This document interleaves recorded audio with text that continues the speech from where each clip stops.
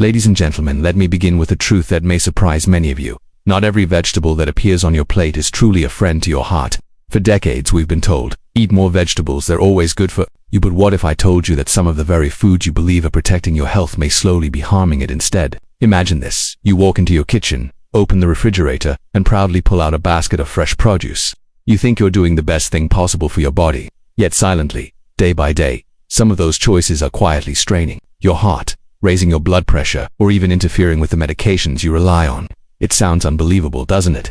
But today, I am here not to frighten you but to enlighten you. We often live under the belief that the more vegetables we eat, the healthier we become. For most of life, this belief has served us well. When we were young, our bodies could process almost anything with ease, and the strength of youth carried us through without much thought. But as the seasons of life change, so too does the nature of the body. What once gave us energy can now weigh us down, and what once nourished us can now strain the very systems that keep us alive. Not all vegetables, as surprising as it may sound, are equally safe for the heart, especially in the later years of life.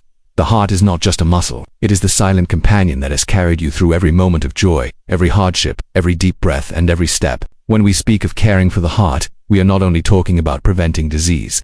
We are talking about honoring the engine that has kept you alive through decades of experience. Yet often, without realizing it, we place burdens on this heart through our daily choices. One of those choices is the food we consume, and among them, vegetables. The mistake is not in eating vegetables, but in assuming that all of them come without risks. Think of a garden. In it, there are flowers that bloom beautifully and others that, though attractive, may carry thorns or even poison. The wise gardener does not treat all plants the same. He observes, studies, and understands which ones bring fragrance and which ones demand caution. The same applies to the foods we eat. To treat every vegetable as equally safe is to ignore the delicate balance that our aging bodies now require.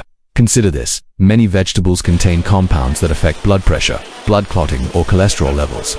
These same vegetables may have been harmless when you were 30, yet at 70 or 80, when medications, weaker kidneys, and slower digestion come into play, they can quietly place your heart under pressure. It is not about fear, it is about awareness. And awareness is what protects us from invisible dangers. There is an old saying, the eyes cannot see what the mind does not know. Without knowledge, we walk into danger unknowingly. A senior I once met shared how she believed eating tomatoes every day was keeping her young. Yet she often felt bloated, with rising blood pressure and heartburn.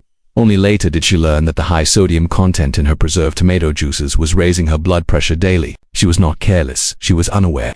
That is the quiet risk many seniors face. Understanding that not all vegetables are safe is the first step. The second is knowing how some of these foods interfere with the very medications designed to protect your heart. Many seniors rely on blood thinners, cholesterol medications, or treatments for blood pressure. But certain vegetables can weaken or intensify the effects of these medicines. Imagine working hard to protect your heart, only for your daily meal to undo that effort without you realizing it. This is not a matter of eating bad food, but of eating without guidance. Take the example of leafy greens, rich in vitamin K. They are celebrated as superfoods, yet in large amounts, they can interfere with blood-thinning medication, causing dangerous clotting or bleeding. A gentleman once explained that he had been eating large salads every day after reading that they cleanse the body. Yet he struggled with sudden nosebleeds and dizziness. His medication was not failing him. His diet was quietly changing how the medicine worked. The vegetable praised as healthy became harmful only because it was eaten without considering his current health condition. This is why moderation and awareness are more important than blindly following the belief that all vegetables are healthy. Imagine holding a cup of water. A little is refreshing, but if you try to drink endlessly, your body will reject it. Too much of even the purest water can drown the body from within. So it is with vegetables. Balance is the key. The wisdom lies, not in abundance, but in choosing and consuming mindfully. I recall the story of an elderly woman who loved her beetroot juice every morning. She believed it was strengthening her blood, yet she often felt her heart racing, sometimes even trembling, in her chest. When she finally sought advice, it was found that the high nitrate content of the beetroot was lowering her blood pressure too drastically, conflicting with her medication. The very food she thought was saving her was quietly exhausting her heart. It is important to remember that food is not just fuel, it is a form of medicine. And like medicine, the right dose and the right type make all the difference. A vegetable that strengthens one person may weaken another, depending on age, health conditions, and medication. To eat wisely is not to deny yourself, but to know yourself. Some may say, but I have eaten these foods my entire life and I am still standing strong. True, but your body today is not the body of 20 or 30 years ago. Just as an old tree cannot bend the way a young sapling does, your body now requires care, gentleness, and consideration. What was once a source of energy may now be a silent burden. This is not a loss, but a reminder of the sacredness of this, a stage of life, the stage where wisdom guides choices more than impulse. Think of it as a journey across a river. When you were younger, you could swim with strength, not worrying about the current. Now with age, the river's flow has not weakened, but your body has. The solution is not to stop swimming, but to swim with awareness of the current, choosing when and how to move so that you reach the other side safely. In the same way, your diet is not about fear, but about moving with wisdom. The vegetables we choose affect not only our heart but our entire sense of well-being. Fatigue, shortness of breath, sudden dizziness, even unexplained anxiety, these can sometimes trace back not to the aging body alone, but to the choices on the plate. The heart responds quietly to what we feed it. A heavy burden placed daily may not break it in a day, but over months and years, the weight grows. Awareness therefore becomes the greatest gift we can offer to our own hearts. When we understand that not all vegetables are equally safe, and that some can interfere with our health or medication, we begin to reclaim control over our well-being. This is not a call to fear food, but to respect it, to see each vegetable not as a guaranteed friend, but as a potential ally that must be chosen wisely. There is a tendency to believe that more is always better when it comes to vegetables. The bright colors, the crisp textures, the associations with vitality and health, all of these lead us to assume that a plate filled with as many vegetables as possible can only be beneficial. Yet life has often shown us that abundance without balance does not always bring harmony. A garden overwatered will not bloom. A body overfed with certain foods, no matter how natural they may appear, will not thrive. Moderation and awareness become essential guides in this stage of life. The wisdom of eating does not come from piling more and more onto the plate, but from choosing carefully what belongs there and how much of it the body can truly use. The mistake many make is believing that because a food is healthy in general, it must be healthy for them in any amount. But just as a key must match the lock it is meant to open, the foods we eat must match the condition of the body that receives them.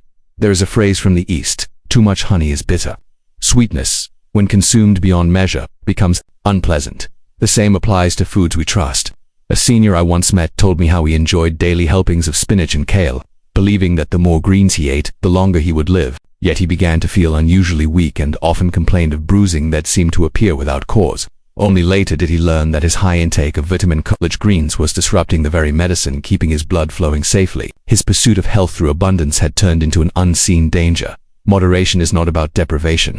It is about wisdom. When we learn to listen to the body, we begin to see that it whispers to us long before it cries out. The dizziness after a meal, the unexpected tiredness, the swelling in the legs, all of these are small signals, asking us to reconsider what we place on our plates. By paying attention, we realize that the problem is rarely the act of eating itself, but rather the unawareness with which we do it. Awareness goes beyond knowing the names of vegetables or their nutrients.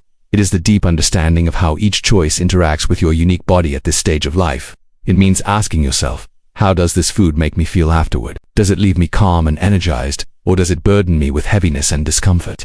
The awareness you cultivate today becomes the guardian of your heart tomorrow. There was once a woman who had a deep love for pickled vegetables. For decades it had been a tradition in her family. She never considered that the high salt content might be straining her heart. When she began to experience constant thirst, swollen ankles, and restless nights, she thought it was simply the price of aging. But upon reducing those salty pickles, her heart felt lighter, her breathing easier, and her sleep more restful. The change was small, but the impact was great. She later said, "I thought my age was the problem, but it was my plate all along." This brings us to a deeper truth. Knowing which vegetables to limit is not just about avoiding harm, but about giving your heart the freedom to work with ease. Imagine carrying a heavy load each day. At first, you may not notice the strain, but slowly, step by step, your strength diminishes. When you set down even part of that weight, you find you can walk farther and breathe easier. The heart works in the same way.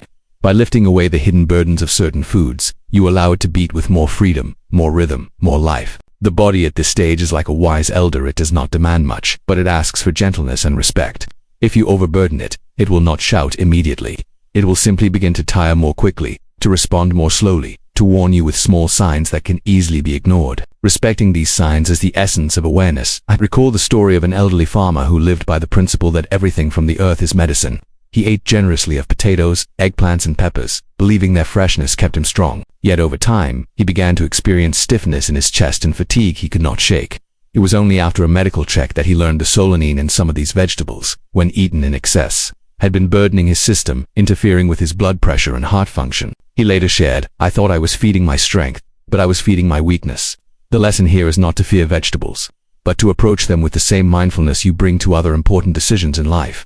The foods you choose are not just colors on a plate, they are messages to your heart. And each message says either, I will help you carry on, or I will make your work harder. When we look at life this way, moderation becomes an act of love, and awareness becomes an act of respect. You are not restricting yourself. You are giving yourself the gift of continued strength. Each time you pause to ask whether a certain vegetable truly serves you, you are choosing to honor your heart, your body, and the years that lie ahead. A wise man once said, the secret to living well is not adding more, but knowing what to let go. This applies as much to the food we eat as to the burdens we carry in our hearts. By letting go of certain vegetables that no longer serve your health, you make space for vitality, for calmness, and for a longer, more fulfilling journey. And so, as you stand before your plate, remember this: not everything green is good, not everything natural is harmless, and not everything eaten for decades remains safe forever. The art of living well at this stage is not about chasing after more, but about choosing with wisdom and eating with awareness. So as we uncover these 9 vegetables, I want you to remember 2 things. First, your body today is not the same as it was when you were 30 or 40. What suited you then may not suit you now. Second, eating wisely doesn't mean giving up flavor or variety. It means making choices that allow you to live longer, stronger, and with more joy. In the coming moments, we will look at the vegetables you should be careful with, why they may be hurting your heart, and how you can replace or balance them with safer, heart-friendly alternatives. Your health is too precious to gamble on myths or half-truths, because at the end of the day, what you put on your plate is not just food, it's a message to your heart. And my hope is that every message you send says, stay strong, beat steadily, and carry me through many more healthy years.